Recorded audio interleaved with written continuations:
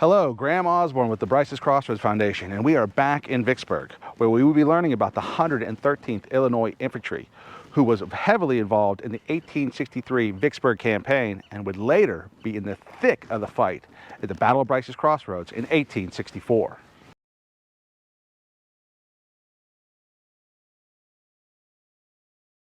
In 1906, unveiling that monument, the Great Illinois Monument, based off the Pantheon of Rome, this historic rotunda with an oculus bears the names of 36,325 Illinoisans, roughly 50% of Grant's army here during the siege of Vicksburg. If that's not evidence enough of Illinois' participation, when reading those tablatures and seeing those that gave the ultimate sacrifice here at Vicksburg, that monument is befitting of their service and sacrifice. The 113th Illinois is another regiment that is recruited in the fall of 1862, and they find themselves participating for the first time during the American Civil War in an active operation during the Vicksburg campaign. They are organized into the brigade of Giles Smith, and as they find themselves newcomers to this army, they are organized in a brigade of veterans, predominantly the 13th United States Infantry, commonly referred to as the Regulars. Marching beside these regulars developed an esprit de corps that the 113th would need as they find themselves marching on the principal battlefields throughout Mississippi, arriving at the gates of Vicksburg. When the 113th Illinois arrives at Vicksburg, and they are placed along the northeastern sector of the line, the closest Union soldiers to any Confederate fortification was along the Graveyard Road, a road not called that way for the ominous work that's about to be prosecuted along that roadway, but because that road led into the city of Vicksburg and passed beside the city cemetery. These Union soldiers preparing to assault the Confederate fortifications, known as the Stockade Redan complex, were preparing themselves on the morning of May 19, 1863, sitting in the ravine and stoking up fires to cook their coffee and the amount of bacon that they had for their breakfasts. One officer, James Kellogg, decided to climb up a ravine to actually get a view of the earthworks they're preparing to assault. And coming back to his men with undoubtedly an opinion that many of them would not see the next morning, he noticed as his soldiers were beginning to give all of their personal effects to those soldiers they knew were lame or sick and would not participate in this assault on May 19th.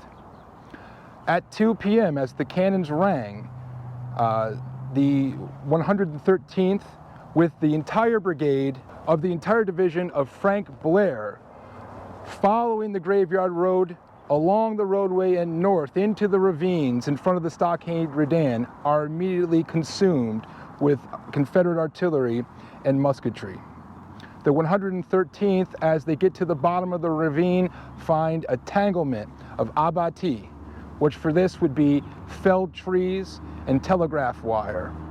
These soldiers individually are making their way up the slope towards the Stockade Redan and do everything that they possibly can do to survive this assault. Watching them behind them is their corps commander, Major General William T. Sherman, who within 15 minutes of watching this assault understood its utter failure. But those soldiers that had already made their way towards that Confederate fortification are now finding themselves trapped and stuck until darkness envelops the battlefield, and by ones, twos, and small groups, the survivors make their way through that abattis and back over the ravine where the assaults were initiated. And stumbling upon the reminiscences of Captain James J. Kellogg, he was writing about the 19th and the confusion of the battle as they entered that abattis north of the Graveyard Road. When he got over several of those felled trees, he looked behind him and found that he had only been standing there with a corporal. Most of his men had not actually caught up to him, and thus they take a break by seating themselves behind one of these logs. When he looked at that corporal by the name of Darrow, who he remembered having this red shock of vibrant hair, which goes for anybody that's been in combat with heightened senses. These men will remember certain things, bright colors, red hair, things like that. This particular individual had this flash with indignation, and of course Captain Kellogg said, "Ain't this awful?" as the Confederates are showering shot and shell over them. To which Darrow, to quote Kellogg, the profane wretch replied indifferently, "They're shooting damn careless, if you ask me." 3 days later, on May 22nd, Major General Ulysses S. Grant, who believed that the 19th assault had failed only because one group of his army had assaulted one location, which enabled the Confederates to reinforce that spot, decides that on the morning of May 22nd, he will, on a 3-mile front, assault the entire Confederate earthworks. Thus, at some point, he believes, through the demoralization of the Confederate Army from their previous engagements at Champion Hill and Big Black River Bridge, that somewhere he will push his way into Vicksburg and capture it. On the morning of the 22nd of May, the same division, Frank P. Blair's, with Giles Smith's brigade in the 113th Illinois Infantry, find themselves now on the south side of the Graveyard Road. And it's at that point that the 113th participates in that general assault, steadily making their way, trying to get to the southern portion of the Stockade Redan, taking heavy casualties before they are blunted and forced to retreat. The 113th was not a full-strength unit during the Vicksburg campaign. Nearly half the regiment had been sent back for guard duty in Illinois prior to the siege. This other half of the regiment would not join the Vicksburg veterans until much later in the war, near the end of 1864. The 113th Illinois had suffered 34 casualties during the Vicksburg campaign, and the men of the unit who would fight at Bryce's Crossroads on June 10, 1864, had seen significant action at the Battle of Arkansas Post and during the 2 main assaults at the siege of Vicksburg.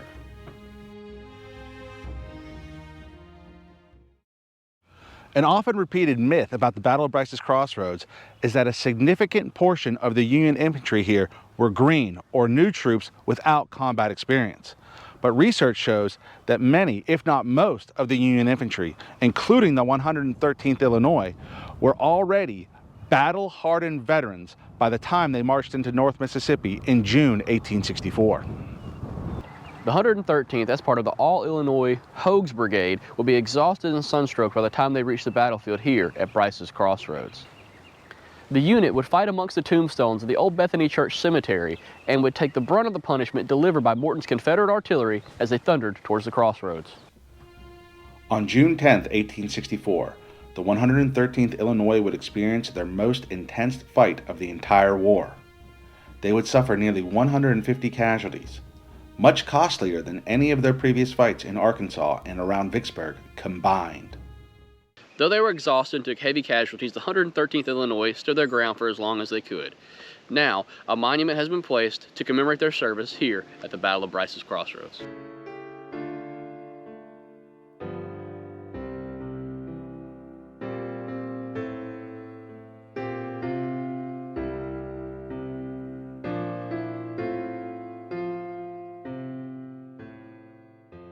Thanks for watching our video, and please stay tuned for more history. Consider joining the Bryce's Crossroads Foundation today, and goodbye from the battlefield.